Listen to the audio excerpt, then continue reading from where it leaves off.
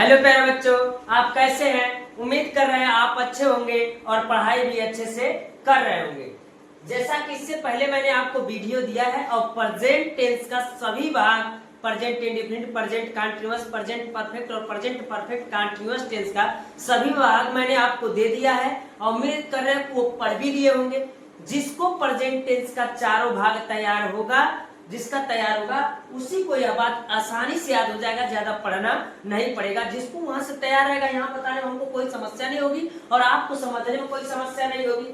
तो चलते हैं, हम आज क्या करेंगे, पास्ट टेंस पढ़ेंगे। यानी पास्ट टेंस के जो भी भाग है हम उसको क्या करेंगे, पढ़ेंगे। यानी स्टार्ट कहां से करेंगे? पहला भाग जो होता है पास्ट इंडेफिनिट टेंस। तो पास्ट इंडेफिनिट टेंस को बताने से पहले अगर हम आपसे कहें, क्या आपको प्रेजेंट इंडेफिनिट टेंस का पहचान, रूल या जो भी चीजें है याद है कि नहीं? अगर जो बच्चा अगर वीडियो नहीं देखा है तो डिस्क्रिप्शन में जाकर के वीडियो देख सकता है, उसको कोई समस्या नहीं होगा। तो हमने प्रेजेंट इंडेफिनिट टेंस का पहचान बताया था कि जिस वाक्य के अंत में ता है, ती है, ते है इत्यादि शब्द आते हैं तो प्रेजेंट इंडेफिनिट टेंस कहलाता है। तो बस इसमें भी वही है। तो इसमें यह है कि जिस वाक्य के अंत में ता था, यानी बस है वो की जगह पर था थे ती हो जाएगा। यानी इससे पहले मैंने बताया था कि जब पास्ट टेंस होगा तो याद रखिएगा था थी थे मिलेगा, है वो नहीं मिलेगा। और इसमें डू या डज नहीं मिलेगा, इसमें मिलेगा डिड मिलेगा। और एक चीज और बताए थे, वाज वेयर मिलेगा। और हमने कहा था कि इसमें क्या मिलेगा, हैड मिलेगा। यानी इस पूरे पास्ट टेंस में, ठीक है। तो इससे पहले मैंने आपको दिया था प्रेजेंट का, तो याद कर लिया कि ता है, ती है, ते आता है।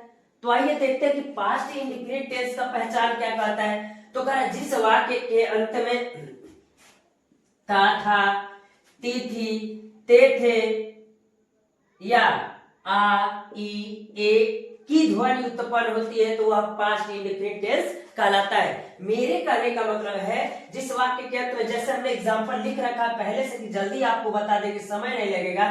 तो कहेंगे जिस वाक्य के अंत में ता था तो ता था आया कि नहीं, जिस वाक्य के अंत में ती थी तो ती थी वाला नहीं, तो ते थे तो है ना। और जरा एक बात एक्स्ट्रा है इसमें, आ, ई, ए की ध्वनि आती है। तो आ, ई, ए की ध्वनि का मतलब क्या है जरा समझिएगा। अगर हम आपसे कहें कि क्या होता है आ, ई, ए की ध्वनि, तो जरा ध्यान से देखिएगा और उसको प्यार से बोलिएगा।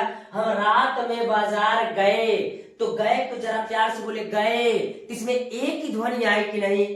तो ए की ध्वनि आएगी तो क्या कहलाएगा, तब भी पास्ट इंडेफिनिट कहलाएगा। या वह रात में बाजार गया, तो आ की ध्वनि आए कि नहीं आई? जैसे वह खाना खाई तो ई की ध्वनि आई, तो उस स्थिति में भी आपका पास्ट इंडेफिनिट टेंस ही कहलाएगा। इस बात को ध्यान दीजिएगा। तो वही हमने लिखा है कि जिस वाक्य के अंत में ता था, ती थी, ते थे या आ, ई, ए की ध्वनि उत्पन्न होती है वह पास्ट इंडेफिनिट टेंस कहलाता है। उम्मीद करें इतनी बात समझ में आ रही होगी, यानी कोई समस्या नहीं होगा। अगला कह रहा है कि अगर रूल इसको बनाएंगे कैसे, तो हमने इससे पहले भी बताया था प्रेजेंट इंडेफिनिट टेंस में जहां ता ते ती आ जाएगा वहां पर है वो की अंग्रेजी मत लिखिएगा। तो इस समय भी अगर ता ते ती आ जाएगा तो आप था थे की अंग्रेजी मत लिखिएगा। तो भाई लिखे हम जिस वाक्य के अंत में ता था, ती थी, ते थे इत्यादि शब्द आता है, वहां था, थी, थे की अंग्रेजी नहीं लिखते हैं। यानी था, थी, थे की अंग्रेजी नहीं लिखते हैं तथा वर्ब का कौन सा फॉर्म लिखते हैं? वर्ब का सेकेंड फॉर्म लिखते हैं। और हमने जब बताया था तो कहा था कि बस इंडेफिनिट का सबका अलग अलग होता है और पूरे टेंस में अगर कहें हम तो पूरे टेंस में एक पास्ट इंडेफिनिट टेंस ही एक ऐसा टेंस होता है जहां वर्ब का सेकेंड फॉर्म लगता है। यानी यहाँ पर कौन सा लगेगा? तो पास्ट इंडेफिनिट वर्ब का सेकेंड फॉर्म लगेगा। तो हमने कहा कि तथा वर्ब का कौन सा फॉर्म लिखते हैं? वर्ब का सेकेंड फॉर्म लिखते हैं। तो कह रहा है कि इसका स्ट्रक्चर क्या हो जाएगा? तो स्ट्रक्चर बहुत आसान हो जाएगा, सब्जेक्ट प्लस वर्ब का second form plus object plus other verb हो जाएगा। यानी इस प्रकार हम क्या कर सकते हैं, कह सकते हैं सब्जेक्ट प्लस वर्ब का second form plus object plus other verb कर सकते हैं। तो इसका एग्जाम्पल क्या होगा? तो एग्जाम्पल देख लेते हैं। रोहन सुबह में विद्यालय जाता था, यानी रोहन सुबह में विद्यालय जाता था। तो हम कहेंगे रोहन सुबह में विद्यालय जाता था आया कि नहीं आया? तो क्या था थे की अंग्रेजी लिखेंगे? तो नहीं लिखेंगे। तो इसमें ये भी नहीं ध्यान देना कि एक वचन है कि बहुवचन, सब चीजें अब आसान हो गया पहले से। तो रोहन एक वचन है, चाहे कुछ भी उससे कोई फर्क नहीं पड़ता। तो रोहन का क्या हो जाएगा, रोहन हो जाएगा। और उसके बाद खाते की अंग्रेजी नहीं लिखेंगे। तो जाता, तो किस माने जाता होता है, तो कहेंगे गो माने जाना, लेकिन वर्ब का सेकेंड फॉर्म तो गो हो जाएगा। उसके बाद से क्या हो जाएगा, वेंट। तो रोहन वेंट कहा जाता है, वेंट टू स्कूल, कहा जाता है, स्कूल जाता है। कब जाता है, तो कहेंगे इन द मॉर्निंग, तो कहेंगे हम इन द मॉर्निंग कहेंगे। अगर इसी प्रकार इसमें अगर देखा जाए तो इसमें एक वचन बहुवचन का टेंशन नहीं है कि कौन सा वचन है। वे खेत में फुटबॉल खेलते थे, तो थे आया कि नहीं आया, तब भी पास्ट इंडिफिनिट कराएगा। वे खेत में फुटबॉल खेलते थे, तो हम कहेंगे कि दे माने वे हो जाएगा। फुटबॉल खेलते थे, तो खेलने का थे का अंग्रेजी तो लिखेंगे नहीं, खेलने का क्या होता है, तो हम कहेंगे कि प्लेड हो जाएगा। वर्ब का सेकंड फॉर्म प्लेड ही होगा। प्लेड फुटबॉल हम कहेंगे, तो क्या कहेंगे, प्लेड फुटबॉल। और कहाँ करा है, तो कहेंगे इन द फील्ड। तो कहाँ कहेंगे, इन द फील्ड कहेंगे। यानी आपको समझ में आ रहा होगा कि सर इसमें तो कोई दिक्कत नहीं है, आसानी से हो जा रहा है। बस वर्ब का सेकंड फॉर्म रहेगा, यानी सब्जेक्ट प्लस वर्ब का second form plus subject plus other word, यानी कोई समस्या नहीं है। तो आइए देखते हैं कि हम रात में बाजार गए। तो हम रात में बाजार गए, तो इसमें एक वचन बहुवचन ध्यान देना ही नहीं है। तो क्या हो जाएगा, तो कहेंगे वी, गए मतलब वेंट माने गए, we went to market, to market. तो मार्केट कब गए, तो कहा in the night, in the night. तो कहेंगे इन द नाइट मतलब रात में, इन द नाइट मतलब रात में। तो इतना हो गया। तो इस प्रकार यह अफर्मेटिव हो गया। तो इसका नेगेटिव क्या होगा, तो आइए देखते हैं कि इसका नेगेटिव क्या होगा। इसका नेगेटिव सेंटेंस का जो होता है रूल, तो देखते हैं कि उसका रूल क्या होता है। तो हम कहेंगे ऐसे वाक्यों को बनाते समय एक वचनकर्ता या बहुवचनकर्ता दोनों के साथ, यानी इसमें यह भी नहीं याद करना कि एक वचनकर्ता के साथ दूसरा लगेगा, बहुवचनकर्ता के साथ दूसरा लगेगा, यानी दोनों के साथ हम कहेंगे तो किसका प्रयोग करते हैं, डिड नॉट का प्रयोग करते हैं, डिड नॉट का प्रयोग करते हैं। तथा वर्ब का कौन सा फॉर्म लिखते हैं, तो वर्ब का सेकेंड फॉर्म लिखते हैं। लेकिन नेवर के साथ वर्ब का सेकेंड फॉर्म लिखते हैं, यानी अगर नॉट लिखना होगा तो डिड नॉट लिखिएगा, लेकिन वर्ब का कौन सा फॉर्म लगाइएगा, फर्स्ट फॉर्म लगाइएगा। और अफर्मेटिव में सेकेंड फॉर्म लगा करता था, लेकिन नेगेटिव में अगर नेवर आ जाएगा, नेवर मींस कभी नहीं आ जाएगा, तो उस स्थिति में वर्ब का सेकेंड फॉर्म आप लगाइएगा। तो कह रहा है ऐसे वाक्यों को बनाते समय एक वचनकर्ता या बहुवचनकर्ता दोनों के साथ डिड नॉट का प्रयोग करते हैं तथा वर्ब का सेकेंड फॉर्म लिखते हैं, लेकिन नेवर के साथ वर्ब का फर्स्ट फॉर्म लिखते हैं, लेकिन नेवर के साथ वर्ब का सेकेंड फॉर्म लिखते हैं। तो आइए देखते हैं इसका स्ट्रक्चर क्या होता है। तो कहेंगे subject plus did not plus verb का first form plus subject plus other word. तो एग्जांपल है, इसको बना के देखते हैं। तो कह रहा है चपरासी सुबह में घंटी नहीं बजाता था, तो द ट्यून हो जाएगा। अब इसमें भी नहीं याद करना है कि एक वचन है बहुवचन, तो सबके साथ डिड नॉट लगेगा। डिड नॉट लगेगा तो ये वर्ब का कौन सा फॉर्म रहेगा, फर्स्ट फॉर्म रहेगा। Ring the bell in the school कह देंगे, विद्यालय में, तो इन द स्कूल हो जाएगा। अगला कह रहा है बच्चे कमरे में नहीं सोते थे, बच्चे कमरे में नहीं सोते थे, बच्चे एक वचन बहुवचन, तो कहेंगे द चिल्ड्रेन हो जाएगा। और कहेंगे हम द चिल्ड्रेन डिड नॉट, और क्या करते थे, स्लीप करते थे, यानी सोते थे, तो स्लीप कहेंगे। इन द रूम कहेंगे, तो कहेंगे इन द रूम कहेंगे। यानी इस प्रकार आपका हो जाएगा। और इसमें देखिए हमने क्या क्या, हम विद्यालय में कभी नहीं पढ़ते थे, तो कभी नहीं आएगा, तो वर्ब का सेकेंड फॉर्म लगाइएगा। तो हम क्या कहेंगे, तो कहेंगे वी मीन्स हम विद्यालय में कभी नहीं पढ़ते थे, तो कहेंगे वी नेवर रीड का सेकेंड फॉर्म रीड ही होगा, रीड इन द स्कूल, तो कहेंगे इन द स्कूल, तो स्कूल हो जाएगा। इसमें स्कूल नहीं सुबह में है, तो यहाँ पर क्या हो जाएगा, इन द मॉर्निंग हो जाएगा ना, इन द मॉर्निंग। उम्मीद कर रहे हैं हम बात मेरी आपको समझ में आ रही होगी। तो इस प्रकार नेगेटिव हो जाएगा। नेगेटिव में एक ही बात का ध्यान देना है कि सिर्फ क्या लगेगा, डिड नॉट लगेगा। तो अगर इसका अफर्मेटिव देखेंगे तो क्या होगा, तो आइए देखते हैं कि इसका अफर्मेटिव यस नो और डिटेल दोनों क्या होता है। अब उसको समझने के बाद आसानी से क्या कर सकते हैं हम।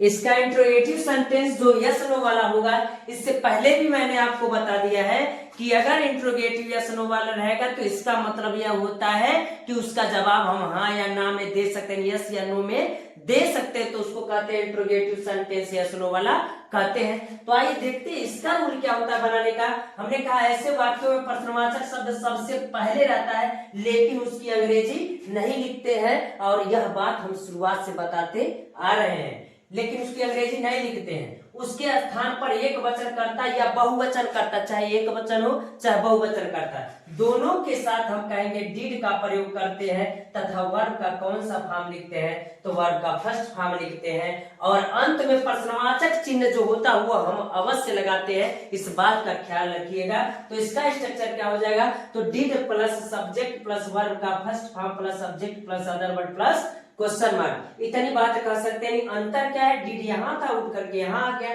तो आइए देखते बनाएंगे कैसे। अब इसमें ये भी नहीं ध्यान देना कि एक वचन एक बहुवचन, तो सबके साथ इसकी अंग्रेजी डिड लिखेंगे और द टीचर हो जाएगा, तो टीचर भी लिख देते हैं।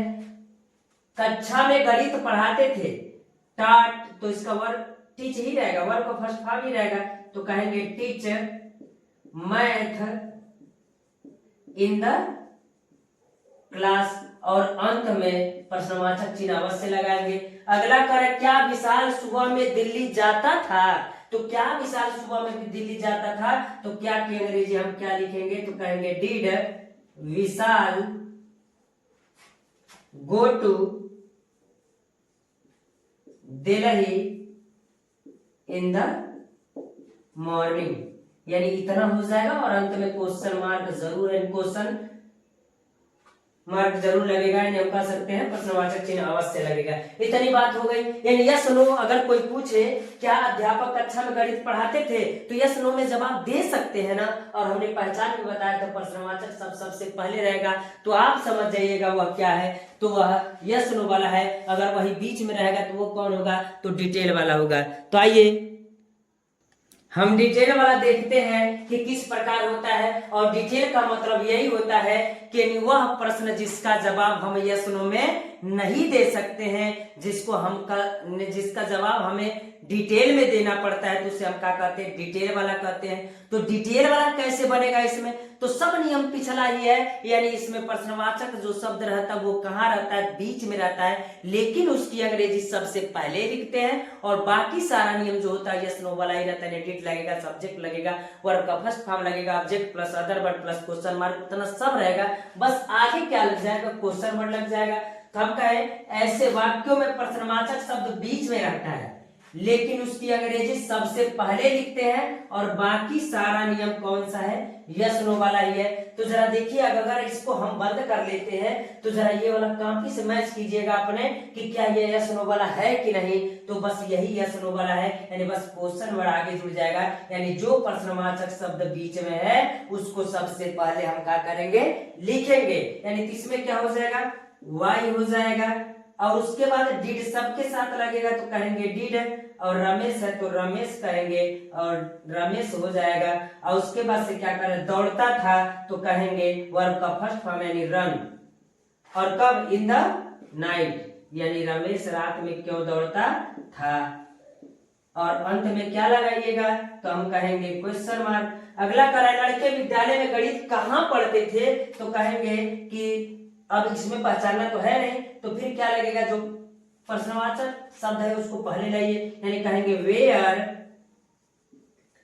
Did the boys read math in the class. यानी हम यह बात आसानी से कह सकते, क्वेश्चन मार्क रहेगा कि यह इंट्रोगेटिव कौन वाला है, डिटेल वाला। लड़के विद्यालय में गणित कहाँ पढ़ते थे, इसका जवाब आप यस नो में दे सकते हैं का, नहीं दे सकते, इसलिए हम इसको कहेंगे एक डिटेल में बताना पड़ेगा कि कहाँ पढ़ते हैं, तो हम इसको कहेंगे कि यह डिटेल वाला है। इस प्रकार आपका प्यारे बच्चों पास्ट इंडेफिनिट टेंस का पूरा भाग क्या होता है, समाप्त होता है। अगर पहचान देखते हैं, लेकिन इससे पहले हम यह बात बता देते हैं कि हमने आपको एक तरीका बताया था, और वह तरीका ये था कि जिसमें कंटीन्यूअस नेम आ जाएगा ना, तो बिना सोचे समझे कह दीजिएगा इसका पहचान क्या रहेगा। तो कहे थे रहा, रही, रहे, रहेंगे। ये बात तो बताए थे ना, यानी जहां कंटीन्यूअस पहचान रहा, रही रहेगा, अगर प्रेजेंट का है तो है वो रहेगा, अगर पास्ट का रहेगा तो था, थे, रहेगा। तो इसी प्रकार और एक बात और हम आपसे बताए थे कि अगर कंटीन्यूअस नेम रहेगा तो वर्ब का कौन सा फॉर्म लिखेंगे, तो वर्ब का आईएनजी फॉर्म लिखेंगे, यानी इसके साथ वर्ब का आईएनजी फॉर्म लिखेंगे। ये बात हमने प्रेजेंट टेंस में ही बता दिया था, इसलिए इसको पढ़ने में कोई समस्या नहीं आना चाहिए आपको। तो आइए पहचान इसका देखते हैं, क्या क्या होता है इसका। कह रहा है जिस वाक्य के अंत में रहा था, रही थी, रहे थे इत्यादि शब्द आता है तो पास्ट कंटीन्यूअस टेंस कहलाता है। यानी जिस वाक्य के अंत में रहा था, रही थी, रहे थे इत्यादि शब्द आता है। तो आइए देख लेते हैं, यहाँ दिया है कि रहे थे आया कि नहीं। तो जब रहा था, रही थी, रहे थे में से कोई भी आ जाएगा तो वह आपका पास्ट कंटीन्यूअस टेंस कहलाएगा। तो इसको बनाने के नियम क्या है, तो कह रहा है ऐसे वाक्यों को बनाते समय एक वचनकर्ता के साथ वाज लगाइएगा। अगर एक वचनकर्ता होगा तो वाज लगाइएगा। और इससे पहले मैंने आपको बता दिया था प्रेजेंट कंटीन्यूअस टेंस में कि जहां पर रहा, रही रहता है वहां पर है, हु या था, थे की अंग्रेजी लिखी जाती है, तो यहाँ पर भी लिखा जाएगा। तो एक वचनकर्ता के साथ वाज लिखिएगा और बहुवचनकर्ता के साथ वेयर लिखिएगा, यानी वेयर का प्रयोग करते हैं। लेकिन आई के साथ भी वाज का ही प्रयोग किया जाता है। और वर्ब का कौन सा फॉर्म लिखते हैं, तो वर्ब का आईएनजी फॉर्म लिखते हैं। यानी इतनी बात में तो आपको कोई समस्या है नहीं। अगर हम कहेंगे इसका स्ट्रक्चर क्या होता है, तो इसका स्ट्रक्चर हो जाएगा आपका subject plus was were plus verb का ING form plus subject plus other word. यानी जिसको ये स्ट्रक्चर याद होगा, यानी फार्मूला याद होगा, तो इसको बनाने में कोई दिक्कत नहीं होगा। तो इसमें सब्जेक्ट क्या है, तो अगर कहेंगे सब्जेक्ट इसमें क्या है, तो सब्जेक्ट आपको दिखाई दे रहा है कि क्या है, अध्यापक है। तो सबसे पहले क्या हो जाएगा, तो कहेंगे द टीचर हो जाएगा। तो द टीचर हम क्या करेंगे, लिखेंगे। अब बताइए एक वचन है कि बहुवचन है, एक वचन है तो क्या लगेगा, वाज लगेगा। अब तो क्या पढ़ा रहे हैं ना, तो क्या कर रहे हैं, टीचिंग, तो कहेंगे teaching math in the room. तो इन द रूम लिख दीजिए, तो in the room full stop हो जाएगा। अगला कर हम सुबह में कानपुर जा रहे थे। तो हम एक वचन है कि बहुवचन, तो कहेंगे बहुवचन है, तो इसका बनेगा तो कहेंगे we were going to Kanpur in the morning. सुबह में दिया है तो इन द मॉर्निंग, यानी इतनी बात तो हो जाएगी, यानी ये भी हो जाएगा। तो इस प्रकार अगर रहेगा अफर्मेटिव वाला, तो ये अफर्मेटिव वाला अफर्मेटिव इस प्रकार हो जाएगा। अब बस इसमें जिसको अफर्मेटिव आ गया तो फिर क्या ही दिक्कत है। अगर निगेटिव बनाना होगा, इंट्रोगेटिव नो डिटेल बनाना होगा तो क्या दिक्कत है। अगर यही निगेटिव रहेगा तो निगेटिव में रहेगा वाज वेयर के बस बाद क्या लग जाएगा, तो वाज वेयर के बाद नॉट लग जाएगा। तो आइए हम देखते हैं कि इसका निगेटिव सेंटेंस क्या होता है और किस प्रकार होगा। तो इसका जो निगेटिव सेंटेंस होता है, नकारात्मक वाक्य क्या कहता है, और जब निगेटिव सेंटेंस रहेगा तो उसमें कैसे लिखेंगे हम आपको बताते हैं। तो हमने कहा ऐसे वाक्यों को बनाते समय एक वचनकर्ता के साथ वाज नॉट का तथा बहुवचनकर्ता के साथ वेयर नॉट का प्रयोग करते तथा आई के साथ वाज नॉट का प्रयोग करते हैं। और वर्ब का कौन सा फॉर्म लिखते हैं, तो वर्ब का आईएनजी फॉर्म इसमें भी रहता है, इसमें कोई दिक्कत नहीं है। तो हम कहेंगे इसका स्ट्रक्चर क्या हो जाएगा, तो स्ट्रक्चर कहेंगे subject plus was were plus not plus verb का ING form plus subject plus other word. यानी हम यह कह सकते हैं कि अगर निगेटिव सेंटेंस रहेगा तो निगेटिव सेंटेंस में एक ही काम करेंगे, बस वाज वेयर के बाद नॉट को जोड़ देंगे, बाकी कोई परिवर्तन आपको नहीं करना है। यानी अगर इसका एग्जाम्पल देखें तो एग्जाम्पल क्या होता है, ये देखते एग्जाम्पल क्या कहता है। पहला कह रहा है विशाल खेत में फुटबॉल नहीं खेल रहा था। विशाल एक वचन है तो कहेंगे विशाल वाज नॉट हो जाएगा। क्या कर रहा था, खेल रहा था, तो कहेंगे प्लेइंग फुटबॉल कहाँ, इन द फील्ड, खेत में, तो इन द फील्ड भी हो जाएगा। यानी बस हमको एक ही परिवर्तन करना है, वह आपका यह है कि बस वाज वेयर के बाद क्या लग जाएगा, नॉट लग जाएगा। अब कहे कि बच्चे कक्षा में उपन्यास नहीं लिख रहे थे, तो हम कहेंगे तो क्या हो जाएगा, तो कहेंगे द चिल्ड्रेन वेयर नॉट, अरे चिल्ड्रेन बहुवचन है ना, तो वेयर नॉट और क्या कर रहे हैं, लिख रहे हैं, तो क्या कहेंगे, तो राइटिंग कहेंगे, writing novel in the class, तो हो जाएगा इन द क्लास। उम्मीद कर रहे प्यारे बच्चों ये बात समझ में आ रही होगी, यानी इसका निगेटिव भी हो जाएगा। अगर इंट्रोगेटिव की बात की जाएगी तो इंट्रोगेटिव सेंटेंस यस नो वाला होगा, तो उस स्थिति में क्या होगा, और डिटेल वाला होगा तो क्या होगा। तो आइए अब हम देखते हैं कि इंट्रोगेटिव यस नो वाला क्या होता है। हमने पहले भी आपसे बता दिया है कि यदि इंट्रोगेटिव यस नो वाला रहेगा तो यस नो का मतलब यह होता है कि जिस क्वेश्चन का जवाब हम यस या नो में दे सकते हैं उसको इंट्रोगेटिव सेंटेंस यस नो वाला कहा जाता है। अगर उसका जवाब हम यस नो में नहीं दे सकते हैं, डिटेल में देना पड़ता है, तो वो डिटेल वाला होता है। तो अगर हम कहें इसमें कि इंट्रोगेटिव सेंटेंस यस नो वाला है तो कैसे होगा और क्या करेंगे, तो हमने इससे भी पहले भी बता दिया है कि आपको यदि यस नो वाला होगा तो उसमें प्रश्नवाचक शब्द जो रहेगा वो सबसे पहले रहेगा, लेकिन उसकी अंग्रेजी नहीं लिखते हैं तो उसके स्थान पर एक वचन रहेगा तो वाज लिखेंगे और बहुवचन रहेगा तो वेयर लिखेंगे। तो आइए देखते हैं, ऐसे वाक्यों में प्रश्नवाचक शब्द सबसे पहले रहता है लेकिन उसकी अंग्रेजी नहीं लिखते हैं, उसके स्थान पर एक वचनकर्ता के साथ वाज तथा बहुवचनकर्ता के साथ वेयर का तथा आई के साथ वाज का प्रयोग करते हैं तथा वर्ब का कौन सा फॉर्म लिखते हैं, वर्ब का एनजी फॉर्म लिखते हैं। अंत में प्रश्नवाचक चिन्ह अवश्य लगाते हैं, यानी अंत में प्रश्नवाचक चिन्ह अवश्य लगता है। तो इसका स्ट्रक्चर होता है was were plus subject plus verb का आईएनजी फॉर्म, यानी वाज वेयर पहले रहेगा, फिर सब्जेक्ट रहेगा प्लस वर्ब का ING form plus object plus other word plus question mark. तो किस प्रकार होगा, तो हम कहें क्या रोमा विद्यालय में गीत गा रही थी। अच्छा ये बताइए, अगर कहे आपसे अगर हम पूछे क्या रोमा विद्यालय में गीत गा रही थी तो कह सकते यस या नो, अगर गा रही हो तो यस और नहीं गा रही तो नो कह सकते हैं। इसका जवाब हम यस नो में दे सकते हैं। इसको कहेंगे क्या वे सड़क पर दौड़ रहे थे तो कह सकते यस, नहीं तो नो। अभी हम आपको बता रहे हैं कि यह जो चीजें हैं अभी आपको हिंदी में देखने के लिए मिलेगा। जब मैं आपको पैसिव वॉइस और नरेशन बताऊंगा उस स्थिति में आपको हिंदी में देखने को नहीं मिलेगा। इसलिए प्यारे बच्चों आप इसको हिंदी और इंग्लिश में दोनों में जानने का पूरा प्रयास कीजिएगा और हम बता भी रहे आसानी से। तो देखिए क्या होगा, तो हम कहेंगे क्या रोमा विद्यालय में गीत गा रही थी, तो क्या सबसे पहले आए तो क्या इसकी अंग्रेजी लिखी जाएगी, नहीं लिखी जाएगी। तो इसके स्थान पर एक वचन है रोमा, तो हम कहेंगे क्या लगेगा, तो कहेंगे वाज लगेगा और रोमा हो जाएगा। और क्या कर रही है, गीत गा रही है, तो कहेंगे singing song in the school, तो कहेंगे इन द स्कूल। इस प्रकार हो जाएगा, क्वेश्चन मार्क लगेगा ही।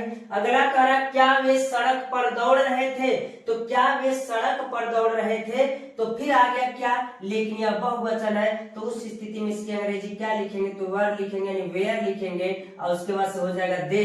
और क्या कर रहे थे, दौड़ रहे थे, तो क्या हो जाएगा रनिंग ऑन द रोड हो जाएगा, रनिंग ऑन द रोड और उसके बाद से क्वेश्चन मार्क। उम्मीद कर रहे हैं कि आपको यह बात समझ में आ रही हो, अच्छे से लगा भी लिए होंगे इसको। तो अब आइए देखते हैं कि इंट्रोगेटिव सेंटेंस डिटेल वाला क्या होता है और उसको किस प्रकार हम क्या करेंगे, बनाएंगे। तो प्यारे बच्चों यदि डिटेल वाला रहेगा तो डिटेल का मतलब ये होता है कि जिस क्वेश्चन का जवाब हम यस नो में नहीं देंगे, किस में देंगे, डिटेल में देंगे, तो उसको डिटेल वाला कहते हैं। अगर उसको बनाना होगा तो किस प्रकार बनाएंगे, यस नो वाले से कितना अंतर होता है और किस प्रकार उसको बनाएंगे, उसके स्ट्रक्चर में और इसके स्ट्रक्चर में कितना अंतर होता है, यह सब चीज इसमें हम क्या करेंगे, देखेंगे। तो कहेंगे कि अगर इसका रूल देखेंगे तो कहेंगे ऐसे वाक्यों में प्रश्नवाचक शब्द बीच में रहता है, प्रश्नवाचक शब्द बीच में रहता है। देखिए क्या आया, कहाँ आया, बीच में रहता है। लेकिन उसकी अंग्रेजी सबसे पहले लिखते हैं, लेकिन उसकी अंग्रेजी सबसे पहले लिख देते हैं। बाकी सारा नियम कौन सा है, तो बाकी सारा नियम यस नो वाला ही है। अगर हम कह दे यहाँ से अगर इसको बंद कर दे तो आपको ऐसा नहीं लग रहा कि सर यस नो वाला ही नियम है, बस उसमें क्या हो जाएगा, क्वेश्चन वर्ड आगे जुड़ जाता है, बाकी सब नियम वही रहता है। इसलिए हमने बड़ा ना हो नियम इसलिए लिख दिया, बाकी सारा नियम वही यस नो वाला ही रहता है। अब कहे कि इसको बनाएंगे कैसे, तो स्ट्रक्चर है आराम से बना सकते हैं। तो सबसे पहले क्वेश्चन वर्ड की अंग्रेजी क्या है, तो कह रहे चपरासी सुबह में घंटी क्यों बजा रहा है, क्यों रहेगा, क्यों बजा रहा था, तो सबसे पहले यानी वाई कहेंगे क्योंकि इसी की अंग्रेजी सबसे पहले लिखा जाएगा। फिर वाज या वेयर, तो चपरासी एक वचन है कि बहुवचन तो कहेंगे एक वचन है, तो क्या लग जाएगा, वाज लगेगा और द प्यून लगेगा, द प्यून हो जाएगा, द प्यून हो गया। Ringing the bell, ringing the bell in the school, तो हो जाएगा इन द स्कूल, और अंत में प्रश्नवाचक चिन्ह अवश्य लगाएंगे। अगला करें सोहन लाल पत्र कहाँ लिख रहा था, तो कहाँ आ गया, तो सबसे पहले क्या हो जाएगा, तो हम कहेंगे वेयर, और उसके बाद से क्या हो जाएगा, सोहन लाल एक वचन है तो हो जाएगा वाज सोहन लाल लिख रहा था, तो हम कहेंगे राइटिंग लेटर, राइटिंग लेटर, बस राइटिंग लेटर ही कह रहा है कि पत्र लिख रहा था राइटिंग लेटर, तो उसके बाद से क्या हो जाएगा, तो हम कहेंगे क्वेश्चन मार्क, यानी इसमें भी हो गया क्वेश्चन वर्ड, वाज या were, Sohan Lal, subject and verb का एनजी फॉर्म हो जाएगा, ऑब्जेक्ट हो जाएगा, गड़बड़ कुछ है नहीं तो नहीं लिखेंगे। इस प्रकार प्यारे बच्चों आज आपका पास्ट कंटीन्यूअस टेंस भी आपका क्या हो गया, समाप्त हो गया। उम्मीद आज हम आपको पास्ट परफेक्ट टेंस बताएंगे, और इससे पहले मैंने आपको प्रेजेंट परफेक्ट टेंस बताया था। जब प्रेजेंट परफेक्ट टेंस आपको हम बताए थे तो उसमें कहे थे कि जहां परफेक्ट नाम दिख जाएगा उसका पहचान क्या होगा, तो बिना सोचे समझे कह दीजिएगा पहचान चुका चुकी चुके रहेंगे। और एक बात और हम बताए थे आपको, जहां परफेक्ट नाम आ जाएगा वहां पर वर्ब का कौन सा फॉर्म लिखेंगे, थर्ड फॉर्म लिखेंगे। तो ये तो और उससे आसान हो गया क्योंकि आपको पता ही है कि प्रेजेंट परफेक्ट टेंस में हमने ये बात आपको बता दिया था। तो आइए आज हम देखते हैं कि पास्ट परफेक्ट टेंस क्या कहता है और किस प्रकार इसका नियम होता है और किस प्रकार इसका पहचान होता है। तो कह रहा है जिस वाक्य के अंत में चुका था, चुकी थी, चुके थे इत्यादि शब्द आता है पास्ट परफेक्ट टेंस कहलाता है। यानी जिस वाक्य के अंत में चुका था, चुकी थी, चुके थे, लिया था, दिया था इत्यादि शब्द आता है तो वह पास्ट परफेक्ट टेंस कहलाता है। और जस्ट इसका विपरीत कहते तो प्रेजेंट परफेक्ट में क्या था, चुका है, चुकी है, चुके हैं इत्यादि शब्द आता है, तो उसमें क्या लगता है, तो इसका नियम तो और आसान हो गया रूल, उसमें याद करना था कि एक वचन बहुवचन, लेकिन इसमें क्या कर रहा है, तो आइए नियम देखते हैं। करा ऐसे वाक्यों को बनाते समय एक वचन करता या बहुवचन करता दोनों के साथ हैड का प्रयोग करते। ये भी नहीं याद करना है आपको कि एक वचन कर्ता के साथ क्या लिखेंगे, बहुवचन कर्ता क्या साथ लिखेंगे, दोनों के साथ किसका प्रयोग करेंगे, हैड का प्रयोग करते, तथा वर्ब का कौन सा फॉर्म लिखते हैं, तो वर्ब का हम थर्ड फॉर्म लिखते हैं। इसका स्ट्रक्चर होता है subject plus had plus verb का third form plus object plus other word. यानी हम कह सकते हैं subject plus had plus verb का third form plus subject plus other word. तो इसको बनाएंगे किस प्रकार, तो कह रहा है कि सबसे पहले सब्जेक्ट रहेगा, हेड रहेगा, वर्ब का third form plus subject plus other word रहेगा। तो सब्जेक्ट देखें तो एक वचन है, सबसे आसान बात तो यह कि याद ही नहीं करना है कि एक वचन है कि बहुवचन, दोनों के साथ सिर्फ क्या लगाना है, हेड लगाना है। तो कहेंगे विकास, तो क्या हो जाएगा, विकास हैड क्या कर चुका, पढ़ चुका है, तो हम कहेंगे रीड का थर्ड फॉर्म रीड ही होता है, रीड इंग्लिश, और कब, तो कहेंगे इन द नाइट, तो कहेंगे इन द नाइट। यानी हम कह सकते हैं कि विकास रात में अंग्रेजी पढ़ चुका था। अगला कर हम सुबह में कानपुर जा चुके थे, तो हम क्या है, बहुवचन, कोई फर्क नहीं पड़ता और आसानी से कर सकते हैं। तो हो जाएगा वी हैड गॉन, हो जाएगा gone to Kanpur in the morning, तो इन द मॉर्निंग हो जाएगा। और इससे आसान अगर हम कहें तो इससे आसान अगर कहें तो निगेटिव है। निगेटिव में क्या दिक्कत है? निगेटिव में हम यह बात कह सकते हैं कि जो ये नियम हैड लगा है, हैड के बाद बस नॉट अगर आप जोड़ देंगे तो वो क्या हो जाएगा? निगेटिव हो जाएगा। तो निगेटिव आइए देखिए कैसे होता है। अगर हम कहें कि निगेटिव सेंटेंस क्या होगा तो कहेंगे ऐसे वाक्यों को बनाते समय एक वचनकर्ता या बहुवचनकर्ता दोनों के साथ किसका प्रयोग करेंगे? तो दोनों के साथ हैड नॉट का प्रयोग करते। बात वही है, कोई दिक्कत तो है नहीं। यानी जो subject plus had plus verb का third form plus subject plus other word हुआ करता था, तो इसमें क्या हो जाएगा? बस हैड के बाद नॉट लग जाएगा, subject plus had plus not plus verb का third form plus subject plus other word. तो आइए देखते हैं कि कैसे इसको बनाएंगे। इसका एग्जाम्पल क्या होगा? तो कहेंगे माली बागीचे में फूल नहीं तोड़ चुका था। तो माली बागीचे में फूल नहीं तोड़ चुका था, हैड नॉट लगेगा ही। माली का होता है गार्डनर, तो कहेंगे the gardener had not plucked. Pluck माने तोड़ना, तो plucked flower in the garden, तो कहेंगे इन द गार्डन। अगला कह रहा है कि हम विद्यालय में उपन्यास नहीं लिख चुके थे, तो हम कहेंगे वह वचन है तो कोई फर्क नहीं पड़ता, तो हम कहेंगे we had not retain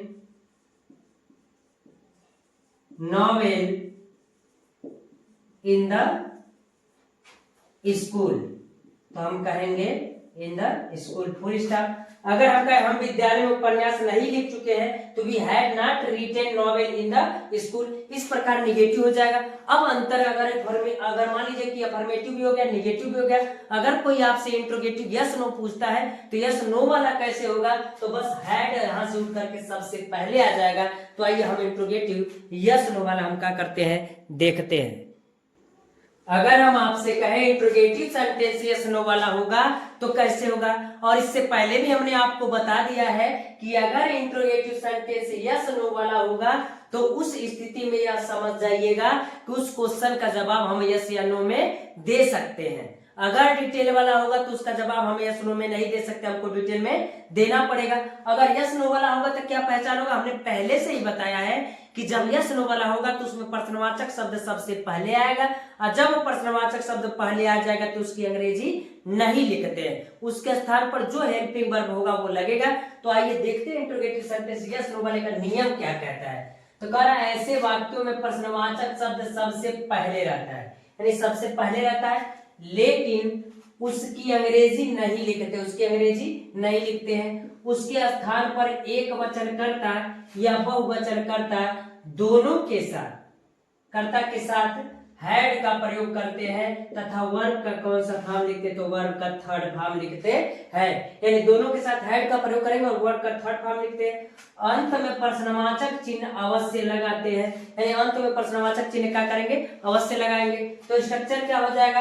had plus subject plus verb का third form plus subject plus other word plus question mark. अगर एग्जाम्पल देख लेते हैं तो कह रहा है क्या रोशन नदी में कूद चुका था? तो आप बताइए, क्वेश्चन वर्ड पहले आया ना, क्या इसकी अंग्रेजी लिखेंगे? तो इसकी अंग्रेजी नहीं लिखेंगे, तो इसके स्थान पर लिखेंगे क्या? तो कहेंगे हैड, और उसके बाद सब्जेक्ट क्या है? तो रोशन सब्जेक्ट है, तो हैड रोशन, वर्ब का थर्ड फॉर्म में कूद चुका था तो हम कहेंगे जंप्ड। तो क्या कर चुका था? Jumped in the river, in the river. और क्या कर रहा है? इन द रिवर, बस हो जाएगा, क्वेश्चन मार्क, और कुछ है नहीं। अगला कह क्या बच्चे मैदान में फुटबॉल खेल चुके थे? तो एक वचन चाहे बहुवचन कोई फर्क नहीं पड़ता, तो कहेंगे had the children, had the children खेल चुके थे तो played football in the field हो जाएगा, इन द फील्ड। तो इस प्रकार हम कह सकते हैं कि यह आपका कौन हो जाएगा? यस नो वाला होगा। तो डिटेल वाला अगर होगा तो डिटेल वाला हम कैसे जानेंगे? तो आइए हम देखते हैं कि डिटेल वाला क्या कहता है और कैसे लिखेंगे। यदि इंट्रोगेटिव सेंटेंस डिटेल वाला रहेगा तो उस स्थिति में हम यह बात कहेंगे कि जो प्रश्नवाचक शब्द रहता है वो सेंटेंस के बीच में रहता है, लेकिन सबसे पहले उसी की अंग्रेजी लिखी जाती है।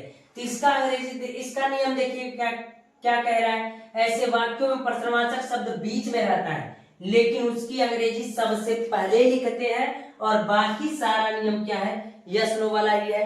हम यस नो वाला इसलिए लिख देते हैं कि ज्यादा बड़ा नहीं होगा वीडियो, इसलिए अगर हम कहें इसको अगर हम बंद कर लेते तो आप देखिए यस नो वाला है कि नहीं, तो बस इसी के आगे क्वेश्चन वर्ड सबसे पहले लिख देना है तो आपका डिटेल वाला हो जाएगा।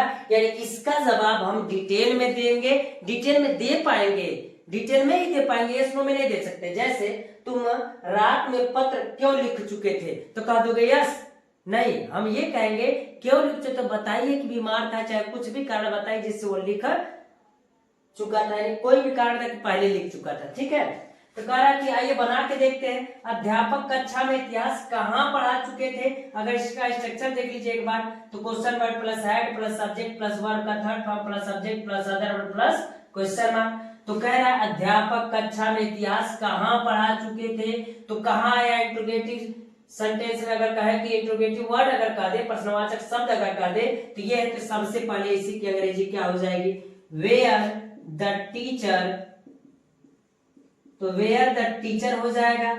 उसके बाद हैड भी रहेगा ना, वेयर हैड द टीचर हो जाएगा। उसके बाद क्या कहेंगे, पढ़ चुका था, पढ़ा चुके थे तो टाट हो जाएगा, टाट हिस्ट्री, तो हम कहेंगे हिस्ट्री भी हो जाएगा। अब कह रहा है इन द क्लास, तो कहेंगे इन द क्लास। और आपको पता है कि सर अंतिम में हम क्वेश्चन मार्क जरूर लगाएंगे। अगला देखिए, तुम रात में पत्र क्यों लिख चुके थे, तो हम कहेंगे तुम रात में पत्र क्यों लिख चुके थे, तो हम कहेंगे सबसे पहले क्यों की अंग्रेजी लिखेंगे तो कहेंगे वाई, और उसके बाद से हैड यू, और लिख चुके थे तो रिटेन हो जाएगा। तो रिटेन को अगर हम लिखे तो रिटेन लेटर, और इन द नाइट, तो इन द नाइट भी हो जाएगा। और आपका अंतिम में क्या लगेगा, तो कहेंगे क्वेश्चन मार्क लगेगा। और इसका जवाब आप दीजिए किसका आंसर क्या है आपके लिए। पास्ट परफेक्ट कंटीन्यूअस टेंस, जैसा कि हमने आपको इससे पहले भी बता दिया है कि अगर कंटीन्यूअस नेम आ जाएगा तो बिना सोचे समझे इसका पहचान क्या कहिएगा, रहा है, यानी रहा, रही और रही रहेगा। और हमने कहा था कि जहां कंटीन्यूअस नेम आ जाएगा तो बिना सोचे समझे वर्ब का आईएनजी फॉर्म भी लिखिएगा। तो वर्ब का कौन सा फॉर्म रहेगा, आईएनजी फॉर्म रहेगा। तो इस समय हमने इससे पहले आपको प्रेजेंट परफेक्ट कंटीन्यूअस टेंस बताया था, तो उस समय बस थोड़ा सा अंतर उस समय से इसमें है, इसमें हैड भी लगेगा, चाहे एक वचन होगा चाहे बहुवचन होगा। तो आइए हम इसको देखते हैं कि किस प्रकार करेंगे, इसका रूल क्या होगा और इसका पहचान क्या होगा, स्ट्रक्चर क्या होगा और किस प्रकार हम बनाएंगे। तो इसका पहचान देखते हैं। तो कह रहा है जिस वाक्य के अंत में रहा था, रही थी, रहे थे इत्यादि शब्द आता है और उसमें समय भी दिया रहता है, इत्यादि समय आता है और समय भी दिया रहता है, और समय इसमें और जोड़ लीजिए, इत्यादि शब्द आता है और इसमें समय भी दिया रहता है। तो यहां से इसको इरेज कर लीजिए, कहेंगे और इसमें समय भी दिया रहता है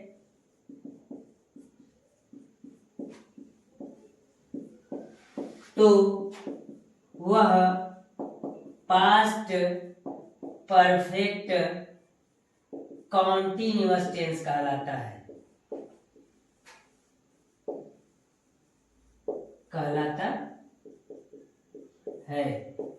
अब अगर हम कहेंगे कि जिस वाक्य के अंत में रहा था, रही थी, रहे थे इत्यादि शब्द आता है उस समय समय भी दिया रहता है। समय का मतलब होता है सुबह से शाम से, दोपहर से 2 बजे से 4 बजे से, संडे मंडे जनवरी फरवरी, कभी से समय अगर दिया रहेगा तो आपका पास्ट परफेक्ट कंटीन्यूअस टेंस कहलाएगा। तो इसको बनाएंगे कैसे, इसका नियम तो कुछ होगा जरूर। तो कहेंगे ऐसे वाक्यों को बनाते समय एक वचनकर्ता या बहुवचनकर्ता दोनों के साथ, इसमें और इजी हो गया क्योंकि अगर चाहे एक वचन होगा बहुवचन, इस बात का ध्यान नहीं देना होगा, आपको दोनों के साथ किसका प्रयोग करना होगा, तो कहेंगे हैड बीन का प्रयोग करना होगा। तथा वर्ब का कौन सा फॉर्म लिखेंगे, तो वर्ब का आईएनजी फॉर्म लिखते हैं। और एक और नियम इसी में जोड़ देते हैं हम, इसमें से भी दिया रहता है, जिसकी अंग्रेजी निश्चित समय के साथ सिंस तथा अनिश्चित समय के साथ फॉर का प्रयोग करते हैं। अब इसको कैसे बनाएंगे, इसका स्ट्रक्चर होता है subject plus had plus been plus verb का ING form plus object plus other word plus since या फॉर प्लस टीएमडीवाई। टीएमडीवाई का मतलब टाइम, मंथ, डेट, ईयर कुछ भी हो सकता है। तो ये होता है इसका स्ट्रक्चर। अगर कोई कहे कि इसका कैसे बनाएंगे, तो चलिए एग्जांपल देखते हैं। सीता सुबह से कमरे में खाना पका रही थी, तो सीता है तो हम कहेंगे सीता, चाहे एक वचन हो चाहे बहुवचन, दोनों के साथ लगेगा हैड बीन। पका रही थी तो कुकिंग हो जाएगा, तो कहेंगे cooking. Food in the room. तो आप जरा देखिएगा, सुबह से सुबह निश्चित समय, इसलिए से की अंग्रेजी क्या लगेगा, तो हम कहेंगे सिंस मॉर्निंग। तो ये हो जाएगा आपका सिंस मॉर्निंग, फुल स्टॉप। अगला कह रहा है हम 2 घंटे से क्रिकेट खेल रहे थे, तो फिर हम बहुवचन आ गया, तो इसमें तो ये क्लियर ही नहीं करना है कि एक वचन है कि बहुवचन है, तो हम कहेंगे वी, और इसके साथ क्या लिखेंगे, तो कहेंगे had been. We had been क्या खेल रहे हैं, तो कहेंगे प्लेइंग।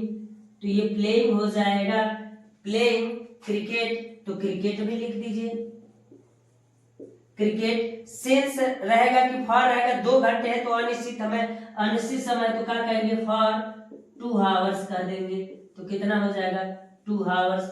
इस प्रकार हम कह सकते हैं कि इसका अगर अफर्मेटिव कोई पूछेगा तो आपको बताने में कोई समस्या नहीं होगा। बस याद यही रखना है कि चाहे एक वचन होगा चाहे बहुवचन होगा, दोनों के साथ अब की बार हम हैड बीन रखेंगे।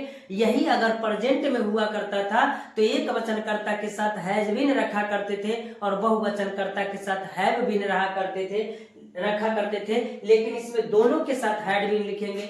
अगर निगेटिव होगा तो निगेटिव कैसे लिखेंगे, आइए निगेटिव हम देखते हैं।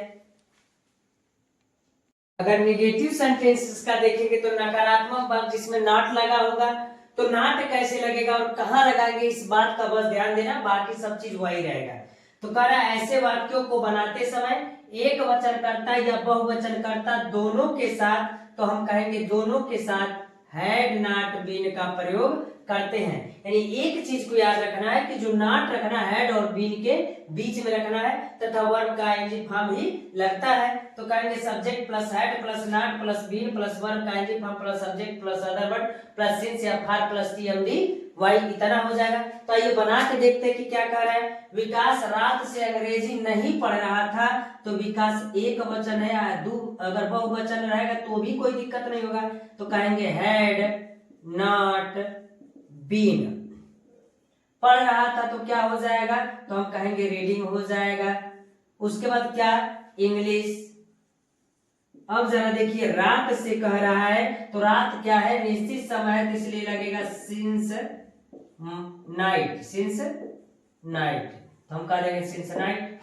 अब अगला करेंगे, वे सुबह से सड़क पर नहीं दौड़ रहे थे, तो वे बहुवचन है, फिर भी क्या लगेगा, तो हम कहेंगे they had not been running on the road. सड़क पर हो जाएगा। सिंस मॉर्निंग, ये भी क्या हो जाएगा, सिंस मॉर्निंग हो जाएगा, तो सिंस मॉर्निंग हो जाएगा। इस प्रकार अगर निगेटिव रहेगा तो बस नॉट को हैड और बीन के बीच में रखिएगा। अब चलते हैं इंट्रोगेटिव सेंटेंस। इंट्रोगेटिव सेंटेंस 2 प्रकार का होता है, यस नो वाला और डिटेल वाला। तो जिसका जवाब हम यस नो में दे सकते हैं उसको यस नो वाला कहते हैं, जिसका जवाब हमें डिटेल में देना पड़ता है तो उसे हम क्या कहते हैं, डिटेल वाला कहते हैं। तो आइए अब हम इंट्रोगेटिव सेंटेंस यस नो वाले को देखते हैं। तो आइए देखते हैं इंट्रोगेटिव सेंटेंस कौन वाला, तो यस नो वाला। यस नो वाला बनाने का नियम कैसे है, तो हमने कहा था इससे पहले भी आपको बता रखा है कि ऐसे वाक्यों में प्रश्नवाचक शब्द सबसे पहले रहता है। प्रश्नवाचक सबसे पहले रहता है, लेकिन इसकी अंग्रेजी नहीं लिखते हैं। अगर उसकी अंग्रेजी नहीं लिखते तो उसके स्थान पर क्या लिखते हैं? तो हमने कहा उसकी अंग्रेजी नहीं लिखते हैं, उसके स्थान पर एक वचनकर्ता तथा बहुवचन कर्ता दोनों के साथ किसका प्रयोग करते हैं? हैड का प्रयोग करते हैं, तथा वर्ब का कौन सा फॉर्म लिखते हैं? आईएनजी फॉर्म लिखते हैं, और अंत में प्रश्नवाचक चिन्ह अवश्य लगाते हैं। तो स्ट्रक्चर क्या हो जाएगा इसका? एक बात का केयर कीजिएगा, बस हैड ही उठ करके आगे जा रहा है, बीन अपने स्थान पर बना रहा है, तो हम कहेंगे had plus subject plus been plus verb का ING form plus object plus other word plus since या for plus TMDY plus question mark. तो बनाते इसको कर क्या? चपरासी 8 बजे से घंटी बजा रहा था, तो क्या सबसे पहले आ गया? तो हम कहेंगे इस स्थिति में इसकी अंग्रेजी नहीं लिखेंगे, तो हम कहेंगे इसके स्थान पर क्या लगेगा? हैड लगेगा, और उसके बाद से क्या हो जाएगा? द प्यून हो जाएगा, और उसके बाद से बीन होगा, और कह रहा है घंटी बजा रहा था तो रिंगिंग हो जाएगा, तो हम कहेंगे ringing the bell, ringing the bell. अब सुबह से नहीं कह रहा, 8 बजे से कह रहा है, तो 8 बजे यानी कहेंगे 8 o'clock, तो ये भी क्या है? निश्चित है, तो कहेंगे सिंस 8 o'clock हो जाएगा, और अंत में क्वेश्चन मार्क जरूर लगाएंगे। उसी प्रकार क्या माली 2 दिन से फूल तोड़ रहा था, तो क्या पहले आ गया तो इसकी अंग्रेजी लिखेंगे नहीं, तो क्या होगा? कहेंगे हैड होगा, और माली का हो जाएगा द गार्डनर, तो हम कहेंगे द गार्डनर हो जाएगा, तो गार्डनर लिख देंगे। उसके बाद बीन हो जाएगा, उसके बाद क्या कर रहा? तोड़ रहा था, तो प्लकिंग हो जाएगा, तो प्लकिंग फ्लावर हो जाएगा, तो हम कहेंगे प्लकिंग फ्लावर। अब जरा देखिए 2 दिन से है, तो 2 दिन निश्चित समय नहीं होता है, तो हम कहेंगे फॉर होगा, और फिर 2 days होगा। किसी को दिक्कत है क्या?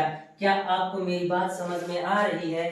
तो हम कहेंगे अंत में सर क्वेश्चन मार्क भी रहेगा। अब ये हो गया आपका यस नो वाला।